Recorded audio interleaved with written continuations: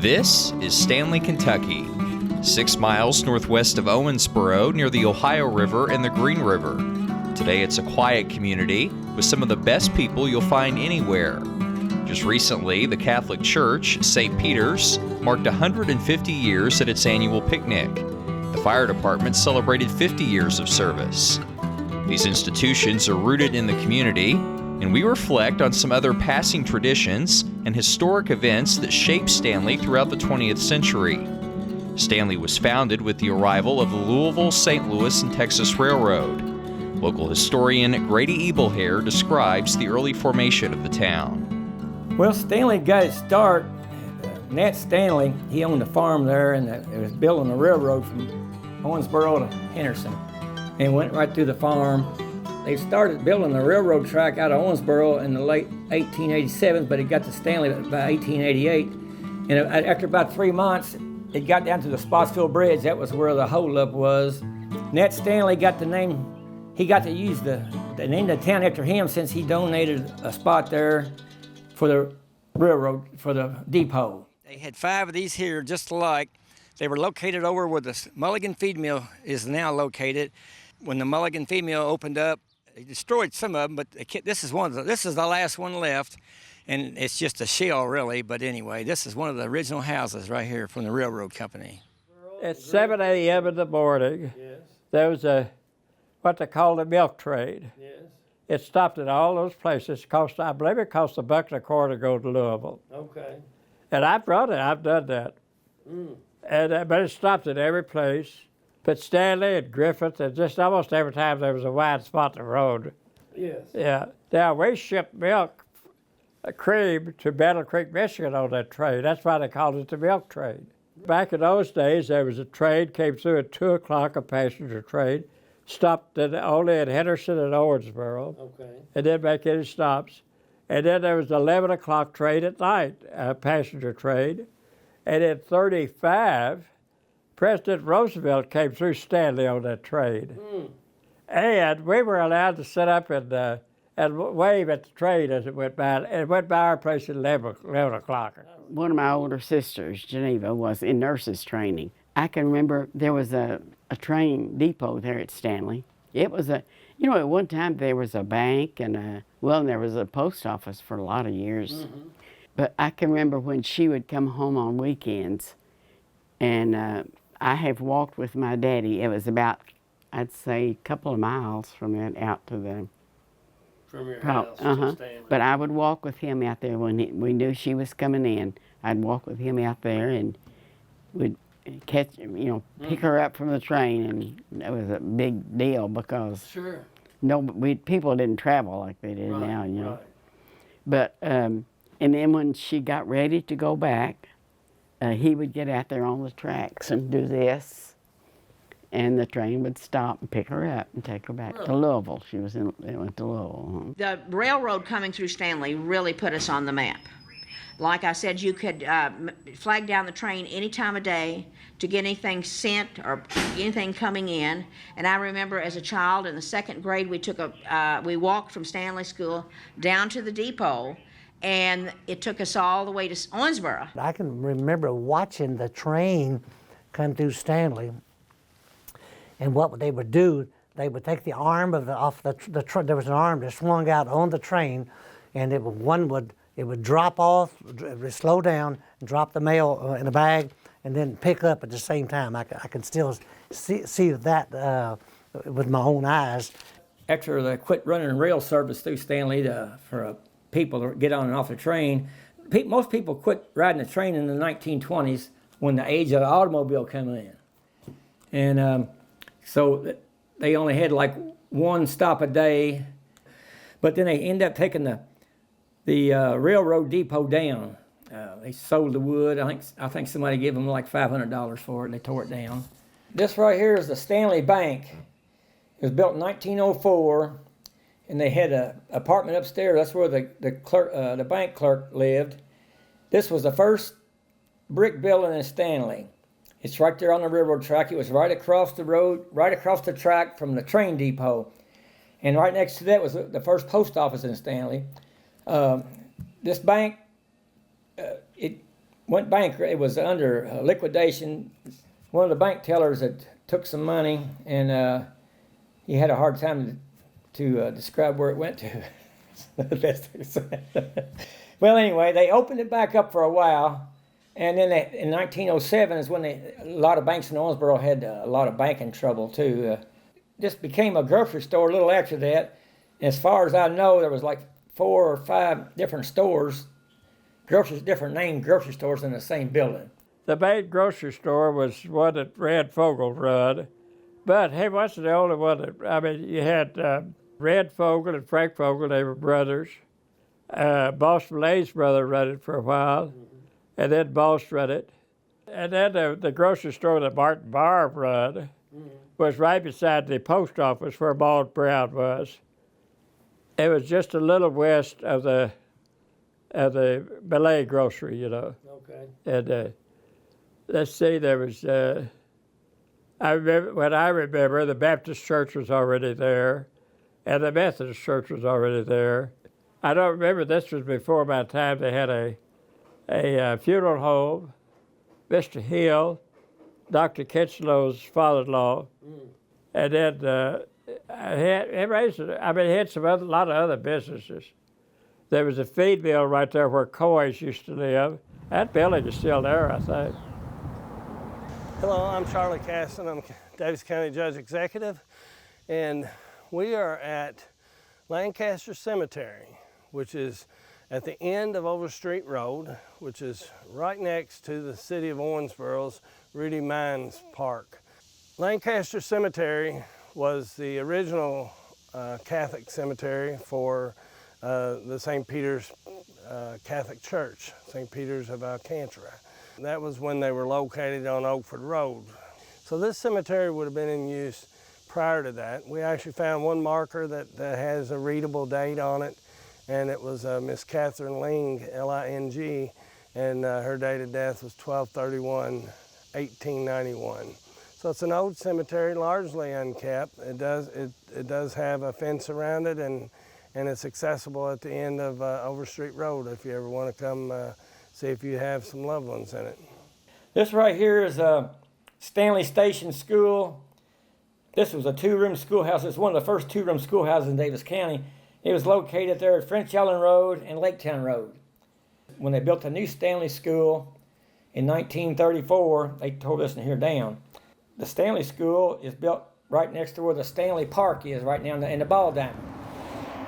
Got a little memorial site right there where it was at. It's got a bench there, and it's got a little granite stone, and it tells what year. I think it's 1934 to 1992. I think Billy Blaine, he was the last principal there. I think he's the one who had that put up there. And now that's between where the ballpark is, ball diamond, and the tennis courts at the park there is. All right, here's a picture of the old, well, it wasn't exactly a jail. Some of them call it a jail, but it's a lockup. And this is at one time Stanley had a sheriff. Stanley was incorporated in a little town for a few years. It took up taxes every year. Well, it only lasted about 8 or 9 years because they closed it down, the corporation, because they didn't spend any money on anything improvements. So anyway, they quit that. About the same time they started graveling roads through the county because they were going to make Stanley gravel their own road, pay for their own road. The same thing happened to Curtisville. They wouldn't gravel Curtisville Road till they broke up the corporation. I don't know why, but anyway. But this jailhouse right here, it was located about right across where the Malays grocery store is, in the corner of Church Street, Griffith Station Road. And the guys, they get drunk and have a free-for-all. They would throw them in there to kind of cool them down. And the next day, the sheriff would come pick them up and take them to Owensboro on a train. This is before they had cars now, okay? They didn't want to take them to Owensboro on a Saturday night or Sunday morning early. So they put them in here. But this building was moved back in the 30s. And, of course, it's gone now. But it was moved over on French Allen Road to a farm over here. Now, here's a story talking about when they built Highway 60 through Stanley. See, they used to have to take that Roost Road and take Oakford Road and it would go to Stanley around St. Peter's Cemetery. This is before Highway 60 was there. And then what they did, they had a proposal in Owensboro to build Highway 60 from Rudy Hill, where the mines were, to Stanley, and they had a controversy there and about building it. Well, they ended up going where the road is now. That's became they built that in the late 20s, early 30s. William Mulligan, he was one of the main builders in that building. They had horses and horses and slip scrapers and stuff like this to haul the dirt and stuff. And what they did, they went to Stanley. They followed the railroad track all the way to Henderson. Almost, that's a straight shot. They just wanted to follow because it was easier to get the right of ways from the farmers because the railroad was already there. Stanley had one thing to deal with that Sargo and West Louisville and Rome and Utica and Whitesville didn't have to deal with. We had water. That was a way of life. People lived there. The ones that farmed, Mr. Billy Joe Foster, and later his son B.J. You know and the Strodes right there, and the Smiths and the McKays and those that farmed all the way through there, Mitchells, all of them. The water was the water was normal. Water came up, water went down. I tell you, I thoroughly remember the '37 flood. We lived in a 2-story house. When we got up one morning, we could hear the water hitting the floorboards. So we had an old boat, a little old fishing boat there, and my 3 sisters and me, and they put us in this boat. In our canary bird, we had a canary bird that we cherished. And they put us in this boat and took us down to the river and put us on a barge. They were taking barge loads, people into town to get out of the flood area.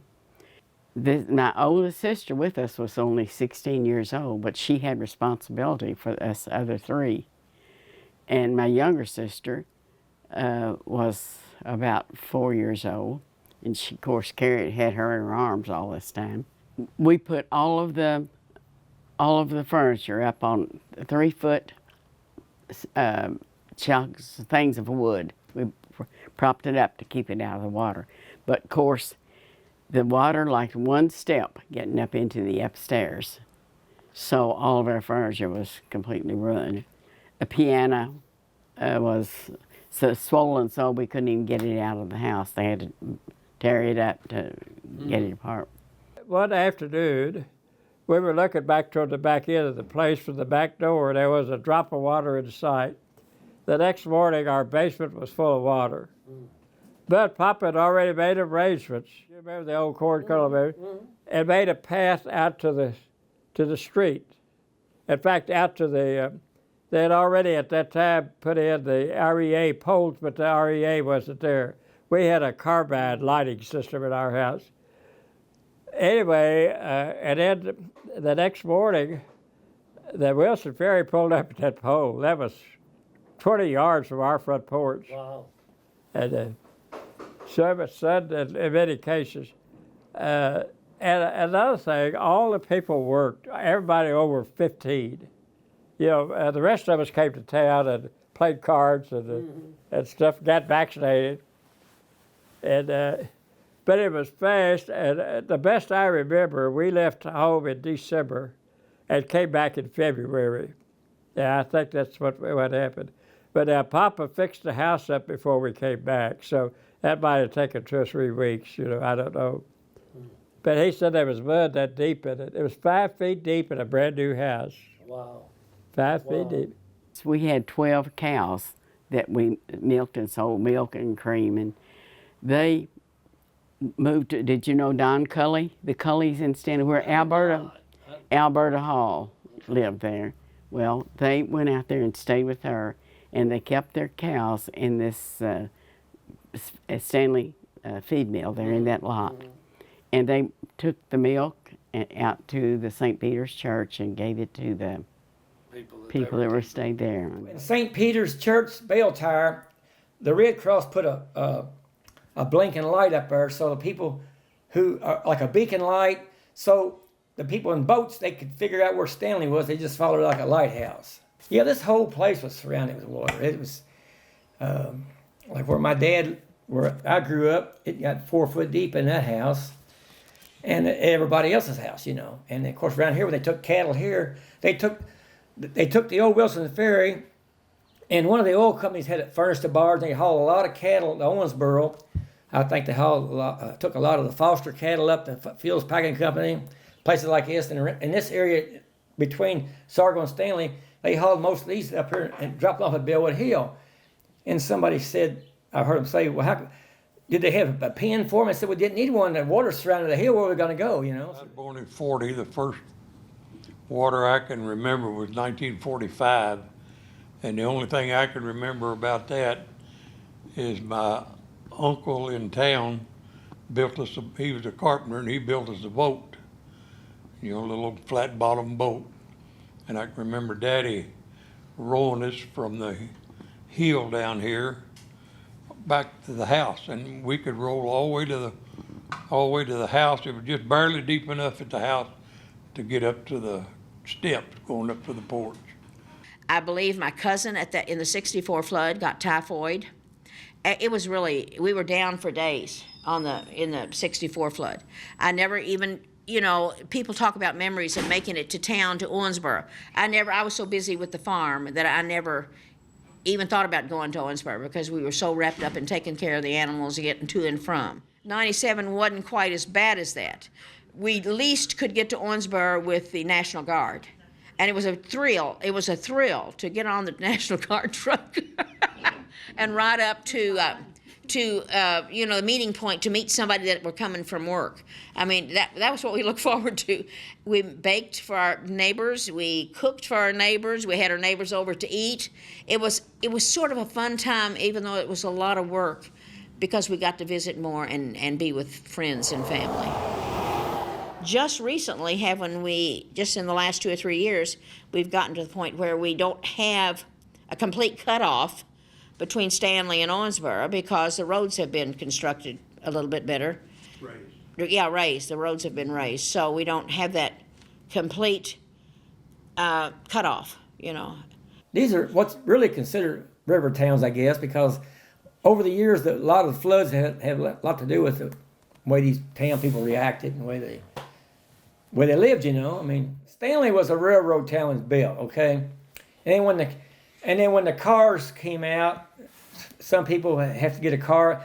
Now, the post office over there, they started delivering mail from the post office in 1935. It's the first year they started delivering by car. Before everybody was they were taking out wagons, horse and wagon, delivering mail. And I guess during the middle 30s to the early 40s, that's when people start cars, you know, man, this is a new thing. We got to get to Owensboro, you know, get to town, you know, and spend $3 or $4, you know, on a good day.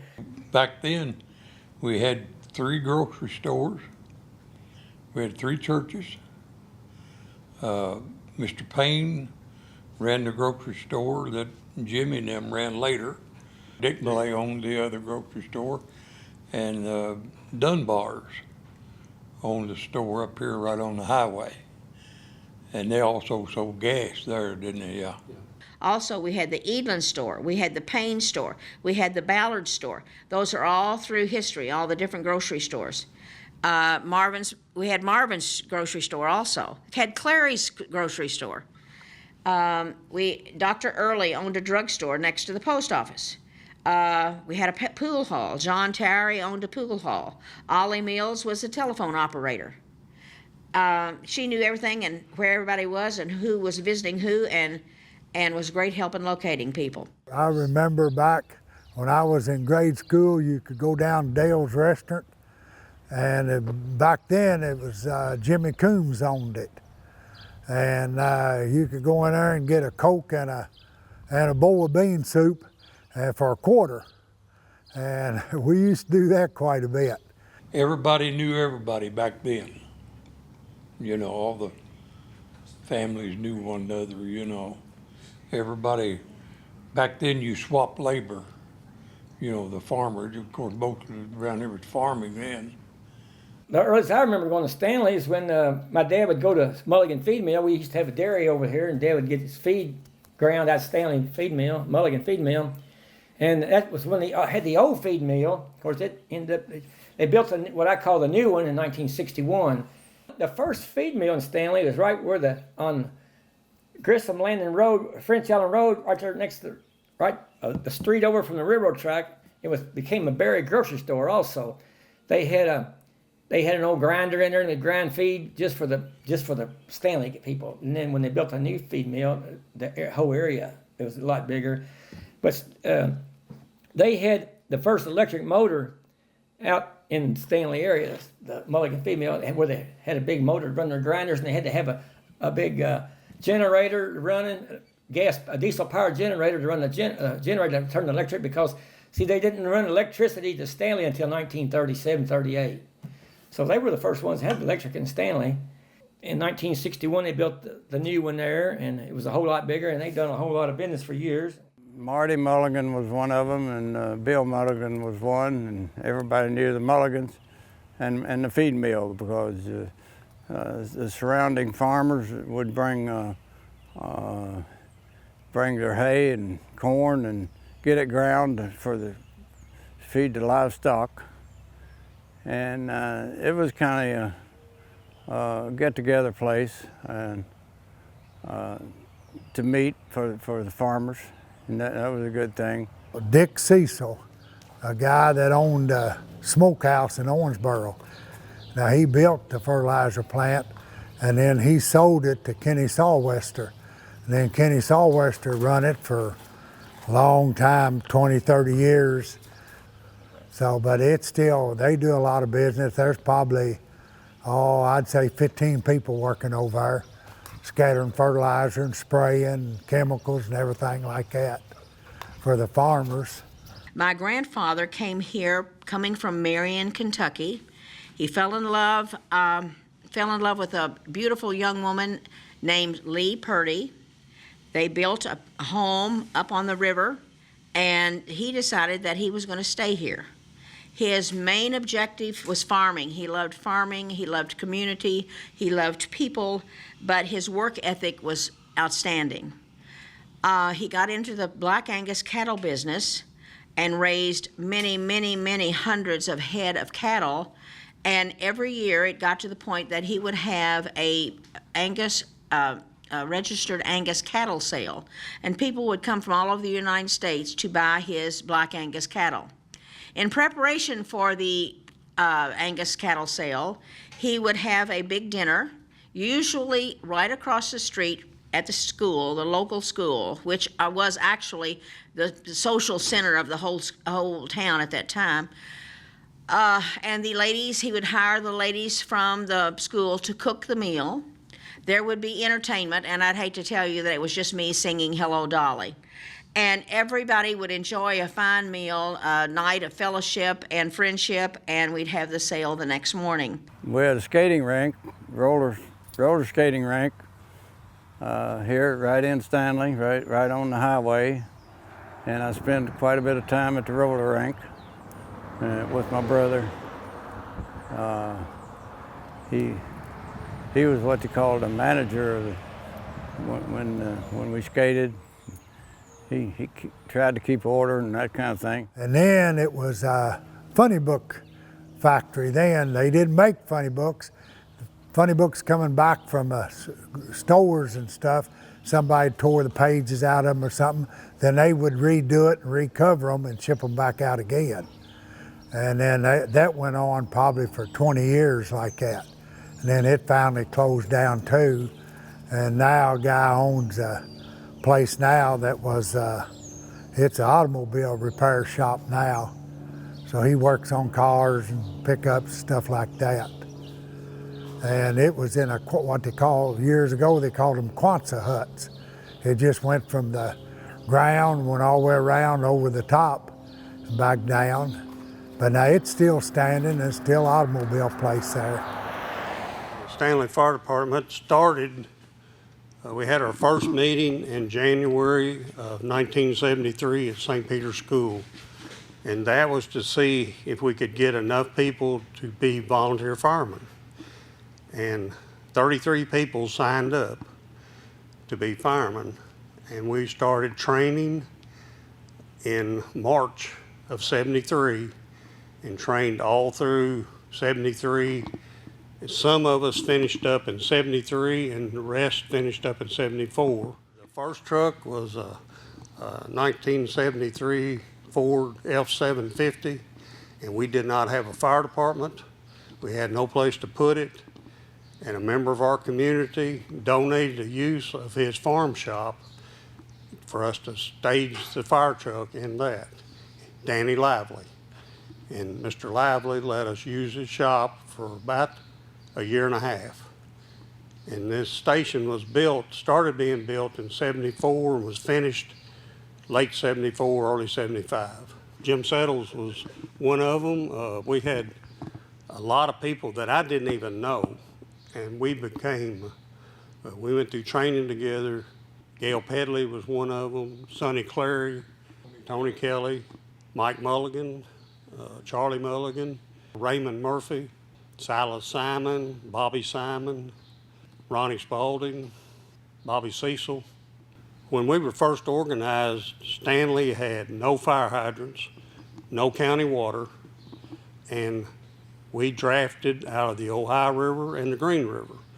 We also used farm ponds, ditches, anything available. Our main supply of water was drafting from a water source. We put in a 1,500 gallon tank in this department in '75, '76, and then bought a FOTA tank that a tanker could dump into, and that was our water supply until '77, '78, when we talked to the Medley's distillery, and Ben Medley gave us permission to run a water line off his water tank, which I think was 1 million gallons of water. And we had one fire hydrant for many years until the county water came down here and started putting hydrants in. So it was a real challenge in the early days. Our normal fire run was anywhere from 10 to 15 runs a year back then. And then in 1985, we started making medical runs, and they doubled the first year and have been escalating ever since with medical emergencies and wrecks and so on. We've had a lot of good people working for this fire department and supporting it. The community supported 100%. We've done really well with it, and it has progressed really, really well. I attended Stanley Elementary School. My mother also was a first grade teacher there for many, many years. Old-fashioned teachers, follow the rules, strict. Lots of friends, lots of close friends. We all grew up and went through high school, to middle school, Davis County Middle School. They went to high school at Davis County. And in fact, I was with some of those friends today at lunch where I work. But just great basic education, good teachers, camaraderie, great lunches, music. We had music. We had all sorts of outside curricular activities, 4-H club. People will tell you that Stanley School was the, like I said earlier, social setting. Everything surrounded the school. Everything that happened usually was at the school. You go to the school for this, you go to the school for that, because that the school could hold everybody. And it was hard on a lot of people when that school closed, because it had such a great pastoral setting out here in the country, and a lot of ball games. Ball games are still played, but we had a lot of ball games, a lot of stuff going on at the school, and it was the center. It was the hub of the activity. My name is Charlie Casson. I'm the Davis County Judge Executive, and I'm here in front of the house at 832 Fogle Road, where I was raised, along with 12 of my siblings. I was number 12 of 13 kids. And we were all raised in the house you see behind me. And the farm was about a 70-acre farm, more or less, is what they always said.